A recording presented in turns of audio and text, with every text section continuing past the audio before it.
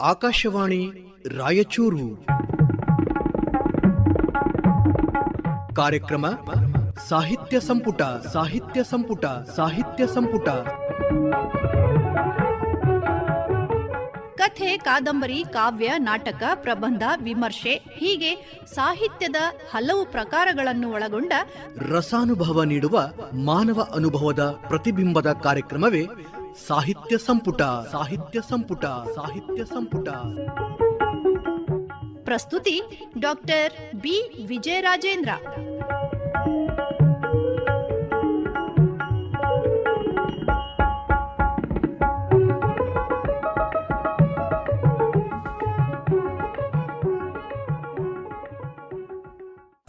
ಸಂಗ ಸಹಿತ ಶರಣರು ಬಂದರೆ ನಂಬುವುದೆನ್ನ ಮನವು, ನಚ್ಚುವುದೆನ್ನ ಮನವು.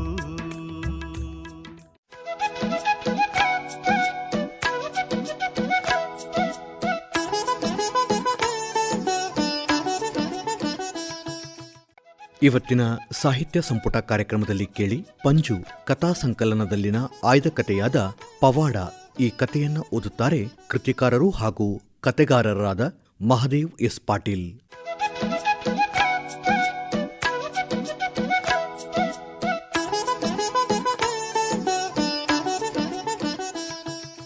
ಕತೆ ಶೀರ್ಷಿಕೆ ಪವಾಡ. ಆಲೂರಿನ ಬಡರೈತ ಬಸಪ್ಪನಿಗೆ ಮಹಾತ್ಮ ಅಣ್ಣ ಬಸವಣ್ಣನವರ ಕಾಯಕವೇ ಕೈಲಾಸ ಎನ್ನುವ ನುಡಿಯಂತೆ ತನ್ನ ಚೆಲುವ ಮತ್ತು ಅಂಬ್ರ ಎಂಬ ಜೋಡೆತ್ತುಗಳೊಂದಿಗೆ ರೈತಾಪಿ ಜೀವನ ಸಾಗಿಸಿದ್ದ. ಬಸಪ್ಪ ತನ್ನ ಒಕ್ಕಲುತನದಲ್ಲಿ ಚೆನ್ನಾಗಿ ದುಡಿಬೇಕು, ಎಲ್ಲರ ಬಾಯಿಯಲ್ಲಿ ಒಂದಷ್ಟು ಹೌದು ಅನಿಸ್ಕೋಬೇಕು ಎನ್ನುವ ಉಮೇದಿಯಲ್ಲಿ ಕಾಯಕ ಮಾಡುತ್ತಿದ್ದ. ಬಸಪ್ಪನಿಗೆ ಎತ್ತುಗಳ ಮೇಲೆ ಎಲ್ಲಿಲ್ಲದ ಪ್ರೀತಿ, ವಿಶ್ವಾಸ.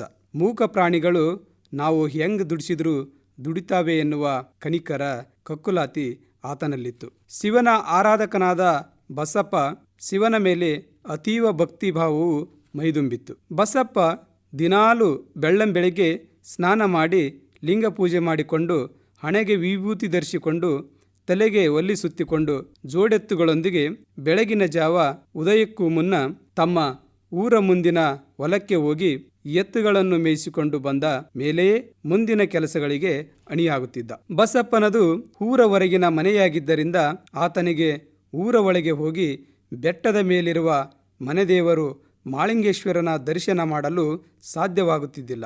ಆಲೂರಿನ ಬೆಟ್ಟದ ಮೇಲೆ ಶತಮಾನಕ್ಕೂ ಹಳೆಯದಾದ ಐತಿಹಾಸಿಕ ಮಾಳಿಂಗೇಶ್ವರನ ದೇವಾಲಯಕ್ಕೆ 101 ಮೆಟ್ಟಿಲು ಮೇಲೆತ್ತಿ ಹೋಗಿ ಬರಲು ಅನಾನುಕೂಲವಾಗುತ್ತಿತ್ತು. ಹೀಗಾಗಿ ದಿನಾಲು ಹೊಲಕ್ಕೆ ಹೋಗುವಾಗ ಊರ ಮುಂದಲ ರಾಮಯ್ಯನ ಹೊಲದ ಮೂಲ್ಯಾಗ ಒಂದು ದೊಡ್ಡ ಕಲ್ಕುಟ್ರಿ ಇತ್ತು. ಅದರೊಳಗೆ ಬನ್ನಿ ಗಿಡ ಇತ್ತು.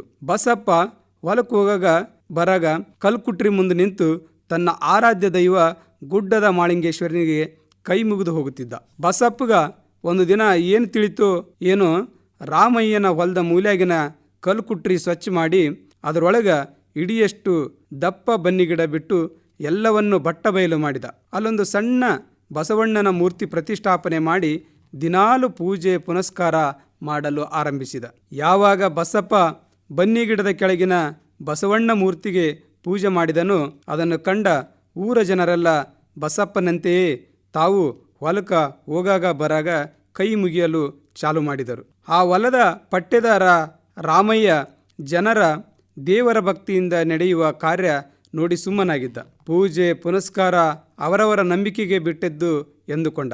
ರಾಮಯ್ಯನ ಹೊಲದಾಗಿನ ಕಂಟಿಯನ್ನು ಸ್ವಚ್ಛ ಮಾಡಿ ಯಾವಾಗ ಬಸವಣ್ಣ ಮೂರ್ತಿ ಇಟ್ಟನೋ ಆವಾಗಿನಿಂದ ಊರಿನ ಜನ ಬಸಪ್ಪನನ್ನು ಕಂಟಿ ಬಸಪ್ಪನೆಂದು, ಆ ಬಸವಣ್ಣ ಮೂರ್ತಿಯನ್ನು ಕಂಟಿ ಬಸವಣ್ಣನೆಂದು ಕರೆಯಲು ಆರಂಭಿಸಿದರು.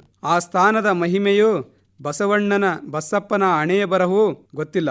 ದಿನದಿಂದ ದಿನಕ್ಕೆ ಕಂಟಿ ಬಸವಣ್ಣನ ಆರಾಧನೆ ಜೋರಾಗಿಯೇ ನಡೆಯಿತು. ಯಾರೋ ಹಿಂಗ ಚಾದಂಗಡಿ ಸಂಗಣ್ಣನ ಅಂಗಡಿಯಾಗ ಕುಂತ ಜನ ಬಸವಣ್ಣನ ಪೂಜೆ ಮಾಡಿದಾಗಿನಿಂದ ಬಸಪ್ಪನ ಬದುಕು ಹಸನಾತು, ಆತ ಮಾಡಿಕೊಂಡ ಸಾಲ ಸೂಲ ತೀರಿಸಿ ಮಗಳು ಮದುವೆ ಮಾಡಿದ ಅನ್ನೋ ಮಾತು ಅವ್ರ ಬಾಯಿಯಿಂದ ಇವರಿಗೆ, ಇವ್ರ ಬಾಯಿಯಿಂದ ಅವರಿಗೆ ಹರಿದಾಡಿತು. ಕಂಟಿ ಬಸವಣ್ಣ ಶಕ್ತಿವಂತ, ಬೇಡಿದವರಿಗೆ ಕಾಡದೆ ವರ ಕೊಡುವನೆಂದು ಸುದ್ದಿ ಹಬ್ಬಿಸಿದರು. ಕಂಟಿ ಬಸವಣ್ಣ ಮತ್ತೊಂದಿಷ್ಟು ಚೇತರಿಸಿಕೊಂಡ.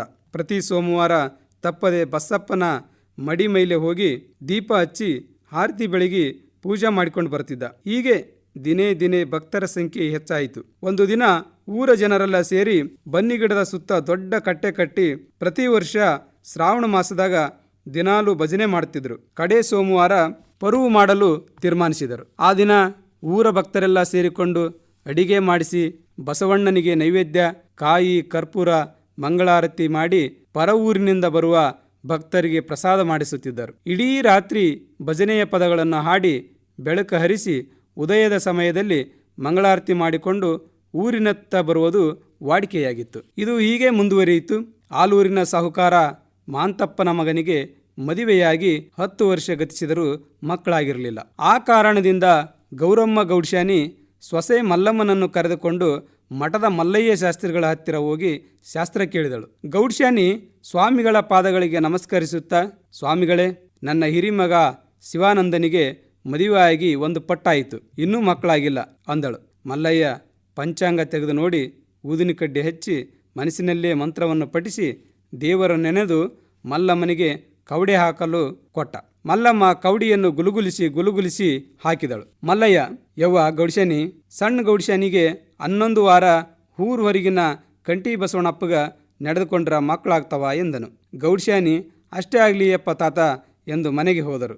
ಮಲ್ಲಮ್ಮ ಗೌಡ್ಶಾನಿ ಬಸವಣ್ಣನಿಗೆ ತಪ್ಪದೆ 11 ಸೋಮವಾರ ದಿನಾ ಬೆಳಿಗ್ಗೆ ಎದ್ದು ಕಾಯಿ, ಕರ್ಪೂರ ತಗೊಂಡು ಹೋದ್ಲು. ಅದಾಗಲೇ ಬಸಪ್ಪ ಬಸವಣ್ಣನ ಮೂರ್ತಿಯನ್ನು ತೊಳೆದು ವಿಭೂತಿ, ಕುಂಕುಮ ಹಚ್ಚಿ ಹೂವಿನ ಅಲಂಕಾರ ಮಾಡಿ ದೀಪ ಮುಡಿಸಿ ಗಂಟೆ ಬಾರಿಸುತ್ತಾ ಮಂಗಳಾರತಿ ಮಾಡುತ್ತಿದ್ದ.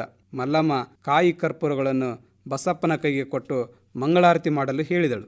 ಬಸಪ್ಪ, ಯಾಕವ್ವ ಗೌಡ್ಶಾನಿ, ತಾವು ಬೆಳಿಗ್ಗೆ ಬಂದಿರಿ ಅಂದ. ಗೌರಮ್ಮ ಗೌಡ್ಶಾನಿ, ಹಿಂಗ ಮಠದ ಮಲ್ಲೈತಕ್ಕ ಮಕ್ಕಳ ಬಗ್ಗೆ ಕೇಳಿದ್ವಿ, 11 ವಾರ ನಡ್ಕರ್ರಿ ಅಂತ ಹೇಳೇನ ಅಂದ್ಲು. ಅವ್ರ ಮಾತು ಕೇಳಿ ಮೌನವಾಗಿ ನಿಂತ ಬಸಪ್ಪ ದೇವರನ್ನು ನೆನೆಸಿದ ನಂತರ, ಯವ್ವ ಗೌಡ್ಶಾನಿ, ಬಸವಣ್ಣಪ್ಪ ಭಾಳ ಶಕ್ತಿವಂತದನ, ಮನಸ್ಸಿನಾಗ ನೀವು ಏನು ಅನ್ಕೊಂತೀರಿ ಅದನ್ನೇ ಮಾಡೇ ಮಾಡ್ತಾನ, ಬೀಳ್ಕೊಂಡು ಹೋಗ್ರಿ, ಮುಂದಿನ ವರ್ಷ ಸಣ್ಣ ಗೌಡ ಹುಟ್ಟಿ ಬರ್ತಾನಂತ ಹರಸಿ ಹಾರೈಸಿದ. ಬಸಪ್ಪನ ವಾಡಿಕೆ ಮಾಡಿದ್ದೇ ತಡ ಇಲ್ಲ. ಗೌಡ್ಶಾನಿ ಬಸವಣ್ಣನಿಗೆ ಅಡ್ಡ ಬಿದ್ದು ಸೆರಗೊಡ್ಡಿ, ಯಪ್ಪ ಶಿವನೇ, ಬರೋ ವರ್ಷದಾಗ ನನ್ನ ಮಗನಿಗೆ ಗಂಡು ಮಗ ಹುಟ್ಲಿ, ನಿನ್ನ ಗುಡಿ ಕಟ್ಟಿಸಿ ಗೋಪುರಕ್ಕೆ ಕಳಸ ಇಡ್ತೀನಿ ಅಂತ ಬೇಡಿಕೊಂಡ್ಲು. ಬಸಪ್ಪ ಬಸವಣ್ಣನ ಮುಂದಿನ 5 ನಿಂಬೆಹಣ್ಣು ಮಂತ್ರಿಸಿ ಕೊಟ್ಟ, ತಗೊಂಡು ಮನೆಗೆ ಹೋದರು. 11 ಸೋಮವಾರ ಕಳೆದು ಕೊನೆ ವಾರ ಬಾಕಿ ಇತ್ತು.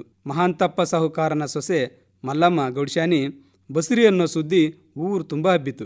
ಈಗೀಗ ಕಂಟಿ ಬಸವಣ್ಣನ ಹಿಡಿಯೋರೆ ಯಾರಿಲ್ದಂಗಾತು. ದಿನದಿಂದ ದಿನಕ್ಕೆ ಭಕ್ತರ ಸಂಖ್ಯೆ ಗಣನೀಯವಾಗಿ ಏರತೊಡಗಿತು. ಬಸವಣ್ಣನ ಆಕಾರ ವಿಕಾರಗಳು ಬದಲಾದವು. ಬೇಡಿಕೊಂಡ ಭಕ್ತರು ಬೆಳ್ಳಿ, ಬಂಗಾರದ ಕಣ್ಬೊಟ್ಟು, ಕ್ವಾರಿಮೀಸೆ, ಮೈತುಂಬ ಗಲೀಫಾ ತಂದು ಹಾಕಿದರು. ಹಲವರು ಬನ್ನಿಗಿಡಕ್ಕೆ ಗಂಟೆ, ಕಾಯಿ, ಬೆಳ್ಳಿ ತೊಟ್ಲ ಕಟ್ಟಿ ತಮ್ಮ ತಮ್ಮ ಬೇಡಿಕೆಗಳನ್ನು ಈಡೇರಿಸಿಕೊಳ್ಳಲು ಪ್ರಾರಂಭಿಸಿದರು. ಪ್ರತಿ ವರ್ಷ ಬಸವ ಜಯಂತಿಯಂದು ಕಂಟಿ ಬಸವಣ್ಣನ ಜಾತ್ರೆ ಅದ್ದೂರಿಯಾಗಿ ನಡೆಯುತ್ತಿತ್ತು. ಅಷ್ಟೊತ್ತಿಗೆ ಮಾಂತಪ್ಪ ಸಾಹುಕಾರನ ಸೊಸೆ ಮಲ್ಲಮ್ಮ ಗಂಡು ಮಗುವಿಗೆ ಜನ್ಮ ಕೊಟ್ಟಳು. ಮಠದ ಮಲ್ಲಯ್ಯನ ಕರೆಸಿ ಬಸವೇಶನೆಂದು ನಾಮಕರಣ ಮಾಡಿಸಿದರು. ಗೌಡ್ಶಾನಿ ಮಠದ ಮಲ್ಲಯ್ಯನ ಮುಂದ ತಾನು ಬೇಡಿಕೊಂಡಿದ್ದನ್ನು ಹೇಳಿದಳು. ಮಲ್ಲಯ್ಯ ತಾತ, ಹೌದು ಗೌಡ್ಶಾನಿ, ಕಂಟಿ ಬಸವಣ್ಣಪ್ಪ ಭಾಳ ಶಕ್ತಿಯುಳ್ಳಾತ ಅದನ. ಮೊಮ್ಮಗನಿಗೆ ಜವಳ ಬಿಡ್ರಿ, 9 ತಿಂಗಳ ತುಂಬೋದ್ರಾಗ ಗುಡಿ ಕಟ್ಟಿಸಿ ಗೋಪುರಕ್ಕೆ ಕಳಸ ಇಟ್ಟ ಅದೇ ದಿನ ಮೊಮ್ಮಗನ ಜವಳ ತೆಗಿಸ್ರಿ ಅಂದ. ಗೌರಮ್ಮ ಗೌಡ್ಶಾನಿ, ಯಾಕಾಗವಲ್ದಕ್ಕ ತಾತ ಎಂದು ಪಾದಕ್ಕೆ ಬಿದ್ದು ದಕ್ಷಿಣ ಕೊಟ್ಟು ಬೀಳ್ಕೊಟ್ಟಳು. ಮಹಾಂತಪ್ಪ ಸಾಹುಕಾರ ಗುಡಿ ಕಟ್ಸಕ್ಕೆ ಶುರು ಮಾಡಿದ. ಪಾಪ ಇತ್ತ ಹೊಲದ ಮಾಲೀಕ ರಾಮಯ್ಯನ ಕತೆ ಯಾರು ಕೇಳಿಯಾರು. ಬರೀ ಕಲ್ಲು ಕುಟ್ರಿಯಲ್ಲಿ ಹುಟ್ಟಿದ ಬಸಣ್ಣ ಇಂದು ಇಡೀ ಹೊಲವನ್ನೇ ಆವರಿಸಿಕೊಂಡಿದ್ದಕ್ಕೆ ಬಡ ಪಾಪಿ ರಾಮಯ್ಯನ ಬದುಕು ಬೀದಿಗೆ ಬಿತ್ತು. ರಾಮಯ್ಯ ಮಹಾಂತಪ್ಪ ಸಾಹುಕಾರಂತಾಕ ಬಂದು, ಯಪ್ಪ, ಇರೋ 1 ಎಕರೆ ಭೂಮ್ಯಾಗ ಬಾಳೆ ಮಾಡುವಾಗ ಅದರಲ್ಲಿಯೇ ಗುಡಿ ಗುಂಡಾರ ಕಟ್ಟಿದರೆ ಈ ಬಡವನ ಪಾಡೇನು ಅಂದನು. ಸಾಹುಕಾರ ಊರಾಗ ಪಂಚಾಯಿತಿ ಕರೆಸಿ ಎಲ್ಲರಿಗೂ ಪಟ್ಟಿ ಹಾಕಿ ತಾನು ಒಂದಷ್ಟು ದುಡ್ಡು ಹಾಕಿ ರಾಮಯ್ಯನಿಗೆ ಕೊಟ್ಟನು. ಪಾಪ ರಾಮಯ್ಯ ಸಿಕ್ಕಷ್ಟು ತೆಗೆದುಕೊಂಡು ಪೆದ್ದನಂತೆ ಹೋದನು. ಊರಾಗಿನ ಮಂದಿ ಬಸವಣ್ಣನೇ ನಿನ್ನ ಹೊಲದಾಗಿದ್ದಾಗ ಬದುಕಿ ಯಾಕೆ ಚಿಂತೆ ಮಾಡ್ತೀಯಂತ ರಾಮಯ್ಯನ ಬಾಯಿ ಮುಚ್ಚಿಸಿದರು. ಗುಡಿ ಕಟ್ಟಿದರು. ಮೂರ್ತಿ ದೊಡ್ಡದಾಯಿತು. ಬಸಪ್ಪ ಬಸವಣ್ಣಪ್ಪನ ಪೂಜಾರಿಯಾದ. ಪ್ರತಿ ವರ್ಷ ಬಸವ ಜಯಂತಿ ದಿನ ಮಹಾಂತಪ್ಪ ಸಾಹುಕಾರ ಮನೆಯಿಂದ ಕಳಸದ ಮೆರವಣಿಗೆ ಮಾಡ್ತಾ ಗುಡಿಯ ಗೋಪುರದ ಮೇಲೆ ಕಳಸ ತಂದಿಟ್ಟು ಅದ್ದೂರಿಯಾಗಿ ಜಾತ್ರೆ ಆರಂಭವಾಯಿತು. ಅಂದಿನಿಂದ ಕಂಠಿ ಬಸವಣ್ಣ ಭಕ್ತರ ಪಾಲಿಗೆ ಅವತಾರ ಪುರುಷ, ಪವಾಡ ಪುರುಷನಾದ. ಜಾತಿ ಮತ ಅಂತ ಭೇದ ಭಾವ ಮಾಡದೆ ಎಲ್ಲರೂ ಆರಾಧಿಸತೊಡಗಿದರು. ಸುತ್ತ 20 ಹಳ್ಳಿಗೂ ಬಸವಣ್ಣ ಪವಾಡ ಪ್ರಸಿದ್ಧಿಯಾಯಿತು. ಮಗ್ಲಹಳ್ಳಿ ದಾನಮ್ಮ ತನ್ನ ಗಂಡನಿಗೆ ಪಾರ್ಸಿ ಹೊಡೆದಿತ್ತು. ಎಲ್ಲಿ ತೋರಿಸಿದ್ರು, ಯಾವ ಡಾಕ್ಟ್ರಿಗೆ ತೋರಿಸಿದ್ರು ವಾಸಿಯಾಗಿರಲಿಲ್ಲ. ಸಣ್ಣಮನಿ ಮಲ್ಲಪ್ಪ ದಾನಮ್ಮಗ ಯಾಕ ಊರೂರು ಅಲಿತಿಬೇ ಯಕ್ಕ, ಆಲೂರಿನ ಕಂಠಿ ಬಸವಣ್ಣನಿಗೆ ಬೇಡಿಕೊಂಡು ಮಂತ್ರಿಸಿದ ನೀರು ನಿಂಬೆಹಣ್ಣು ತಂದು ಕೊಟ್ಟು ಎಲ್ಲ ಸರಿ ಹೋಗ್ತದ ಅಂದ.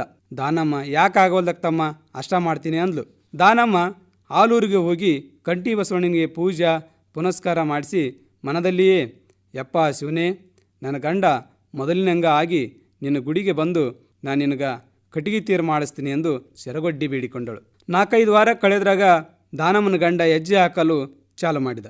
ದಾನಮ್ಮ, ಯಪ್ಪ ಕಂಠಿ ಬಸವಣ್ಣ ನಮ್ಮ ಪಾಲಿಗೆ ಬಂದ ಅಂತ ಕಟ್ಟಿಗೆ ತೀರ್ ಮಾಡಿಸಿದಳು. ಜಾತ್ರೆಯಲ್ಲಿ ತನ್ನ ಗಂಡ ತೇರು ಎಳೆಯುವುದನ್ನು ಕಂಡು ಖುಷಿ ಪಟ್ಟಳು. ಇಲ್ಲಿಂದ ಕಂಠಿ ಬಸವಣ್ಣ ಎಲ್ಲರ ಪಾಲಿಗೆ ಸಾಕ್ಷಾತ್ ದೇವರಾದ.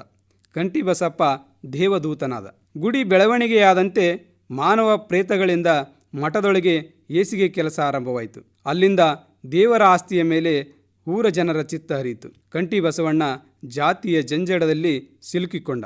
ಸಾಮೂಹಿಕವಾಗಿ ನಡೀತಿದ್ದ ದೇವರ ಆರಾಧನೆ ಜಾತಿಗೆ ಅಂಟಿಕೊಂಡಿತು. ಕಂಠಿ ಬಸವಣ್ಣನ ಹೆಸರಿನ ಮೇಲೆ ದೇವಸ್ಥಾನದ ಕಮಿಟಿ ರಚನೆಯಾಯಿತು.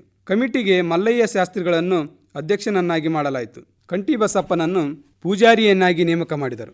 ಅಮಾಯಕ ಬಸಪ್ಪ ದೇವರ ಸೇವೆಯ ಹೊರತು ಯಾವುದೇ ಆಸೆ ಆಮಿಷಗಳಿಗೆ ಬಲಿಯಾಗದೆ ಬಸವಣ್ಣನ ಸೇವೆಯಲ್ಲಿ ತಲ್ಲೀನನಾದ. ಭಕ್ತರಿಂದ ರಾಜಕಾರಣಿಗಳಿಂದ ದೇಣಿಗೆ ಎತ್ತುವ ಮೂಲಕ ಮಠದ ಅಭಿವೃದ್ಧಿ ಕೆಲಸ ನಡೆಯಿತು. ಮಂದಿರ ಮಠವಾಗಿ ಬದಲಾವಣೆಯಾಯಿತು. ಮಠವು ಮಲ್ಲಯ್ಯನ ಸುಪರ್ದಿಗೆ ಬಂದ ಮೇಲೆ ಎಲ್ಲ ಆಡಳಿತ ಮಲ್ಲಯ್ಯನ ಅಧೀನದಲ್ಲಿತ್ತು. ಮಲ್ಲಯ್ಯ ಮಠದಲ್ಲಿಯೇ ಶಾಸ್ತ್ರ, ಪುರಾಣ, ಪ್ರವಚನ, ಶಿವಾನುಭವ ಹೇಳಲು ಚಾಲು ಮಾಡಿದ. ಸುತ್ತಲ ಹಳ್ಳಿಯ ಜನರು ಪುರಾಣ, ಶಿವಾನುಭವ, ಪುಣ್ಯಕಥೆಗಳನ್ನು ಕೇಳಲು ಹಿಂಡು ಹಿಂಡಾಗಿ ಬರತೊಡಗಿದರು. ಮಠಕ್ಕೆ ಬೇಡಿಕೊಂಡವರು, ನಡೆದುಕೊಳ್ಳುವವರು ತಮ್ಮ ಕೈಲಾದ ದವಸ, ಧಾನ್ಯ, ಹಣ, ದೇಣಿಗೆ ನೀಡಿದರು. ಬಂದು ಹೋಗುವ ಭಕ್ತರಿಗೆ ದಾಸೋಹ ಆರಂಭಿಸಿದರು. ಇದರ ಜೊತೆಗೆ ಮಲ್ಲಯ್ಯನು ಆರ್ಥಿಕವಾಗಿ ಬಲಿಷ್ಠನಾಗತೊಡಗಿದ. ಅದೇ ವರ್ಷ MLA ಎಲೆಕ್ಷನ್ ಬೇರೆ ಬಂದು ರಾಜಕಾರಣಿಗಳಿಗೆ ವೋಟ್ ಬ್ಯಾಂಕಿಯಾಗಿ ಮಠದ ಮೇಲೆ ಕಣ್ಣು ಹಾಕಿದರು. ಎಲ್ಲ ಪಕ್ಷದ ನಾಯಕರು ಮಠಕ್ಕೆ ಬಂದು ಮಲ್ಲಯ್ಯನನ್ನು ಭೇಟಿಯಾಗಿ ಶಾಲು ಹೊದಿಸಿ ಹೂವಿನ ಹಾರ ಹಾಕಿ ಸನ್ಮಾನಿಸಿದರು. ಮಲ್ಲಯ್ಯನಿಗೆ ಎಲ್ಲಿಲ್ಲದ ಬೆಲೆ ಬಂತು. ಜನನಾಯಕರು ಮಲ್ಲಯ್ಯನಿಗೆ ತಮ್ಮ ಮಠದ ಭಕ್ತರಿಂದ ನಮ್ಮ ಗೆಲುವಿಗೆ ಸಹಾಯವಾದರೆ ಮಠಕ್ಕೆ ಹಣ ಬಿಡುಗಡೆ ಮಾಡೋದಾಗಿ ಕಿವಿಯಲ್ಲಿ ಪಿಸು ಮಾತು ಹೇಳಿ ಹೋಗುತ್ತಿದ್ದರು. ಮಲ್ಲಯ್ಯ ಬಂದವರಿಗೆಲ್ಲ ಕಂಠಿ ಬಸವೇಶ್ವರನ ಕೃಪೆ ತಮ್ಮ ಮೇಲೆ ಸದಾ ಇದ್ದೇ ಇರುತ್ತದೆ ಎಂದು ಅಭಯಹಸ್ತ ಮಾಡುತ್ತಿದ್ದ. ಅವರ ಕಿವಿ ಮಾತಿನಿಂದ ಚುರುಕಾದ ಮಲ್ಲಯ್ಯ ಸಿರಿಯ ವ್ಯಾಮೋಹಕ್ಕೆ ಒಳಗಾಗಿ ಮಠಕ್ಕೆ ಬಂದ ಭಕ್ತರಿಗೆಲ್ಲ ತನಗೆ ಬೇಕಾದ ರಾಜಕಾರಣಿಗಳಿಗೆ ಮತ ಹಾಕಲು ಸೂಚಿಸಿದ. ಜನ ಮರುಳೋ ಜಾತ್ರೆ ಮರುಳೋ ಎಂಬಂತೆ ಮಠದ ಭಕ್ತರು ಮಲ್ಲಯ್ಯ ತಾತನವರ ಮಾತು ಚಾಚು ತಪ್ಪದೆ ಪಾಲಿಸಿದರು. ಗುಪ್ತ ಸಭೆಗಳನ್ನು ಕರೆದು ಜಾತಿಯ ಹುಳಿ ಹಿಂಡಿ ಮಠವನ್ನು ತಮ್ಮ ಸುಪರ್ದಿಗೆ ತೆಗೆದುಕೊಳ್ಳುವ ಒಳಸಂಚು ಮಾಡಿದರು. ರಾಜಕಾರಣಿಗಳು ಬಂದು ಮಲ್ಲಯ್ಯನ ಹತ್ತಿರ ಆಶೀರ್ವಾದ ಪಡೆದುಕೊಳ್ಳುವುದು ಕಂಡ ಭಕ್ತರು ದಂಗಾದರು. ಊರ ಜನರಲ್ಲಿ ಮಲ್ಲಯ್ಯನ ಕುರಿತು ಮಾತನಾಡಲು ಹಿಂದೆ ಮುಂದೆ ನೋಡುವಂಗಾಯಿತು. ಮಲ್ಲಯ್ಯನ ನಡೆ ಕಂಡ ಊರ ಜನರಲ್ಲಿ ಭೇದ ಭಾವ ಮೂಡಲು ಶುರುವಾತು. ಒಳಗೊಳಗೆ ಜಾತಿಯ ಕಿಚ್ಚು ಹುಟ್ಟಿತು. ಭಕ್ತರ ಪಾಲಿಗೆ ಮಲ್ಲಯ್ಯನೇ ದೇವರಾಗಿದ್ದ. ಯಾವಾಗ ರಾಜಕೀಯ ಬಲ ಬಂದಿತೋ ಮಲ್ಲಯ್ಯ ಸ್ವಾರ್ಥಿಯಾದ. ಮಠವನ್ನು ತನ್ನ ಸ್ವಂತ ಮನೆಯಂತೆ ಮಾರ್ಪಾಡು ಮಾಡಿದ. ಈತನ ಸ್ವಾರ್ಥವನ್ನು ಕಂಡ ಅನೇಕರು ಆತನನ್ನು ಮಠದಿಂದ ಹೊರಹಾಕಲು ಮಠದ ಕಮಿಟಿಗೆ ಅಧ್ಯಕ್ಷರಾಗಲು ಪ್ರಯತ್ನ ನಡೆಯಿತು. ಸಾವಕಾಶವಾಗಿ ಮಠದ ಕಿಡಿ ಊರಿಗೆ ಬಿದ್ದಿತು. ಮಲ್ಲಯ್ಯ ಮಠದ ಆಸ್ತಿಯನ್ನು ಒಳಗಿಂದೊಳಗೆ ಕಬಳಿಸಿದ ಸುದ್ದಿ ಊರ ತುಂಬ ಗುಸುಗುಸು ಟುಸು ನಡೀತು. ಬೇಲಿ ಎದ್ದು ಹೊಲ ಮೇಯ್ದಂತೆ ಆಯಿತು. ಯಾರು ಮಠದ ಅಧ್ಯಕ್ಷರಾಗಲು ಪಿತೂರಿ ನಡೆಸಿದ್ದರೂ ಅಂಥವರನ್ನು ರಾಜಕಾರಣಿಗಳಿಗೆ ಹೇಳಿಸಿ ಪೊಲೀಸ್ ಠಾಣೆಯ ಮೆಟ್ಟಿಲು ಹತ್ತಿಸಿದ ಮಲ್ಲಯ್ಯ ಮತ್ತು ಅವನ ವಿರೋಧಿಗಳ ನಡುವೆ ಒಳಗೊಳಗೆ ಮಲ್ಲಯುದ್ಧ ಆರಂಭವಾಯಿತು. ಮಲ್ಲಯ್ಯನ ಕಡೆಯವರು ಬರುವ ಜಾತ್ರೆಯಲ್ಲಿ ವಿರೋಧಿ ಬಣಕ್ಕೆ ಊಟದ ವ್ಯವಸ್ಥೆಯ ಜವಾಬ್ದಾರಿ ಕೊಟ್ಟು ಅದರಲ್ಲಿ ವಿಷ ಬರೆಸಿ ಅಲ್ಲೋಲ ಕಲ್ಲೋಲ ಮಾಡಿ ಅವರನ್ನು ಜೈಲಿಗಟ್ಟಲು ಪಿಲಾನು ಮಾಡಿದರು. ಮಲ್ಲಯ್ಯನು ಮೂಕವಾಗಿ ಗೋಣಾಡಿಸುತ್ತಾ ಒಪ್ಪಿಗೆ ಸೂಚಿಸಿದ್ದ. ಜಾತ್ರೆ ಜೋರಾಗಿಯೇ ಮಾಡಲು ಸಿದ್ಧರಾದರು. ವಿರೋಧಿ ಬಣಕ್ಕೆ ಊಟದ ವ್ಯವಸ್ಥೆ ಜವಾಬ್ದಾರಿ ಕೊಟ್ಟಿದ್ದರು. ಆ ನಂತರ ಮಲ್ಲಯ್ಯನ ಬಣದ ಚಿನ್ನಯ್ಯ, ಹೂವಯ್ಯನಿಗೂ ಊಟದಲ್ಲಿ ಯಾರಿಗೂ ಗೊತ್ತಾಗದಂತೆ ವಿಷ ಬರೆಸಲು ಸೂಚಿಸಿದ್ದನು. ಅದರಂತೆ ಚಿನ್ನಯ್ಯ, ಹೂವಯ್ಯ ತಮ್ಮ ಕಾರ್ಯ ಮಾಡಿ ಮುಗಿಸಿದ್ದರು. ಜಾತ್ರೆ ನೋಡಲು ಜನ ಕಿಕ್ಕಿರಿದು ಬಂದಿತ್ತು. 50 ಅಡಿ ಎತ್ತರದ ಕಂಠಿ ಬಸವಣ್ಣನ ರಥ ಹೂವುಗಳಿಂದ ಅಲಂಕೃತವಾಗಿತ್ತು. ಸಂಜೆ 5 ಸಮಯಕ್ಕೆ ಸರಿಯಾಗಿ ತೇರು ಎಳೆದರು. ಪರ ಊರಿನಿಂದ ಬಂದ ಭಕ್ತರು ಪ್ರಸಾದ ಮಾಡಿ ಇನ್ನೇನು ಹೋಗಬೇಕು ಅನ್ನುವುದರಲ್ಲಿ ವಾಂತಿ ಭೇದಿಯಿಂದ ಎಲ್ಲೆಂದರಲ್ಲಿ ಜನ ಜಾತ್ರೆ ತುಂಬ ನಿಂತಲ್ಲಿಯೇ ತಲೆ ತಿರುಗಿ ಬೀಳತೊಡಗಿದರು. ಕೆಲವು ಜನರು ಒದ್ದಾಡಲು ಶುರು ಮಾಡಿದರು. ಅಷ್ಟರಲ್ಲಿಯೇ ವೈ ವೈ ಅಂತ ಆಂಬುಲೆನ್ಸ್ ಬಂದವು. ನರಳಾಡುವ ಜನರನ್ನು ಆಂಬುಲೆನ್ಸ್ನಲ್ಲಿ ಹಾಕಿಕೊಂಡು ತಾಲೂಕಾ ಆಸ್ಪತ್ರೆಗೆ ಒಯ್ದರು. ಎಲ್ಲರಿಗೂ ಇಲಾಜು ಮಾಡುವುದರಲ್ಲಿ ಕೆಲವು ಜನ ಸತ್ತು ಹೋದರು, ಕೆಲವು ಜನ ಬದುಕುಳಿದರು. ಊರ ಜನರೆಲ್ಲ ಸೇರಿ ಮಠದ ಮಲ್ಲಯ್ಯನ ಮೇಲೆ ಗುಮಾನಿ ಹೂರಿಸಿದರು. ಪೊಲೀಸರಿಗೆ ಕಂಪ್ಲೇಂಟ್ ಕೊಟ್ಟರು. ಸುದ್ದಿ ತಿಳಿದ ಪೊಲೀಸರು, ರಾಜಕಾರಣಿಗಳು, ಟಿವಿ ಮಾಧ್ಯಮದವರು ಸರದಿ ಸಾಲಿನಲ್ಲಿ ಬಂದು ಮಠದ ಮುಂದೆ ನಿಂತರು. ಪೊಲೀಸರು ಮಠದ ಸುತ್ತ ನಾಕಾಬಂದಿ ಹೂಡಿದರು. ಅಲ್ಲಿ ಬಿದ್ದು ಹೊರಳಾಡುವ ಜನರಿಗೆ ಸಹಾಯ ಮಾಡಿದರೆ ರಾಜಕಾರಣಿಗಳು ಸತ್ತವರಿಗೆ ಬದುಕಿದವರಿಗೆ ಪರಿಹಾರ ಘೋಷಣೆ ಮಾಡಿದರು. ಮಾಧ್ಯಮದವರು ಬಿಟ್ಟು ಬಿಡದೆ ಸುದ್ದಿಯನ್ನು ಬಿಂಬಿಸಿದರು. ದಿಢೀರನೆ ಮಠ ವಿಧಾನಸೌಧವಾಗಿ ಮಾರ್ಪಟ್ಟಿತು. ಊರ ಜನರೆಲ್ಲ ದಂಗಾದರು. ರಾಜ್ಯಾದ್ಯಂತ ಮಠದ ಸುದ್ದಿ ಹರಡಿತು. ಹಲವು ಸಂಘಟನೆಗಳು ಹೋರಾಟ ಮಾಡುತ್ತಾ ಅನ್ಯಾಯಕ್ಕೆ ಒಳಗಾದ ಭಕ್ತರಿಗೆ ನ್ಯಾಯ ಒದಗಿಸಿಕೊಡಬೇಕೆಂದು ಕೂಗಿದರು. ಕೂಗು ಜೋರಾಯಿತು. ಈ ಕೇಸನ್ನು ಸರ್ಕಾರ ಸಿಒಡಿ ತನಿಖೆಗೆ ಒಪ್ಪಿಸಬೇಕೆಂದು ಸಾಮಾಜಿಕ ಹೋರಾಟಗಾರ ಅಧ್ಯಕ್ಷ ಭದ್ರಳ್ಳಿ ಹನುಮಣ್ಣ ಸರ್ಕಾರಕ್ಕೆ ಮನವಿ ಮಾಡಿದ. ತಾಲೂಕಾ MLA ಮಹಾರುದ್ರಪ್ಪ ದೇಸಾಯಿ ಮನವಿ ಸ್ವೀಕರಿಸಿ DC ಸಾಹೇಬರಿಗೆ ಕಳಿಸಿದರು.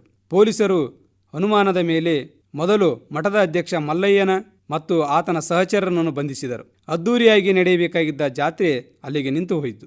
ಊರಿನ ಜನರೆಲ್ಲ ಠಾಣೆಗೆ ಕರೆದು ವಿಚಾರಣೆ ಮಾಡಲಾಯಿತು. ಕೆಲವೊಂದು ಪುಡಾರಿಗಳು ಮಲ್ಲಯ್ಯನ ಮಠದ ಆಸ್ತಿ ಕಬಳಿಸಲು ಮಾಡಿದ ಹುನ್ನಾರವೆಂದು ಹೇಳಿಕೆ ಕೊಟ್ಟರು. ಮಲ್ಲಯ್ಯ ಮತ್ತು ಸಹಚರರಿಂದ ಬಾಯಿ ಬಿಡಿಸಲಾಯಿತು. ಮಲ್ಲಯ್ಯ ಮತ್ತು ಸಹಚರರು ಜೈಲು ಪಾಲಾದರು. ಅಂದಿನಿಂದ ಮಠದ ಭಕ್ತರ ಸಂಖ್ಯೆ ಗಣನೀಯವಾಗಿ ಕುಂಠಿತವಾಯಿತು. ಪಾಪ ಕಂಠಿ ಬಸಪ್ಪ ಮಾತ್ರ ಎಂದಿನಂತೆ ಬೆಳಗ್ಗೆ ಎದ್ದು ತನ್ನ ಆರಾಧ್ಯ ದೈವನಿಗೆ ನಿತ್ಯದ ಮಂಗಳಾರತಿ ಮಾಡುತ್ತಾ ಗಂಟೆ ಬಾರಿಸಿದ. ಮಠ ಈಗ ನೀರವ ಮೌನವಾಗಿತ್ತು.